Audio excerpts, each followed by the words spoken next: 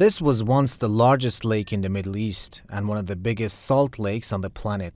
Lake Urmia in northwestern Iran has existed since ancient history and has seen civilizations rise and fall along its fertile banks.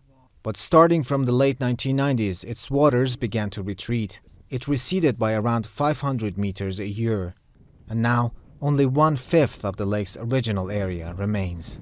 Lakeside vegetation has vanished. Once colorful tourist resorts have turned into ghost towns. It wasn't only the lake that died. The lake was part of our childhood memory, part of the area's environmental identity. It's terribly regrettable. Some local traders can still make a living off the lake by retrieving the salt and selling it, but the region's future is in doubt. Scientists describe what's happening to Lake Urmia as an environmental catastrophe. The ongoing drought means the crisis is worsening, and there are fears that the lake may disappear altogether.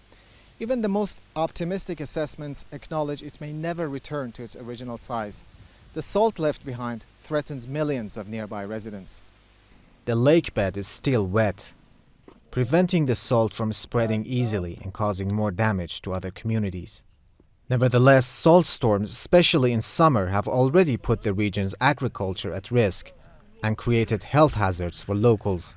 Salt storms have caused irreparable damage to our crops and our gardens.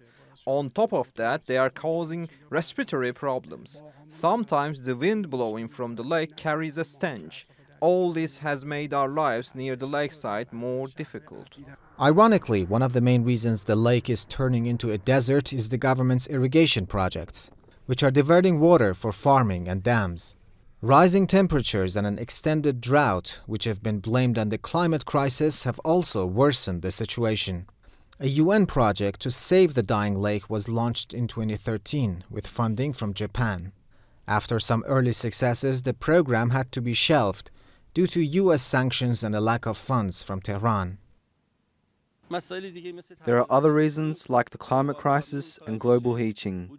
Rain has replaced snow, and the average temperature is rising. And at the same time, we have constructed dozens of dams on the rivers of the Urmia Lake Basin. Iran is a largely arid country, and the climate crisis is expected to worsen its chronic dry spells. Lake Urmia is a glimpse of the dangers that come with the climate change, mismanagement, and inaction. Reza Hatami, TRT World, Lake Urmia.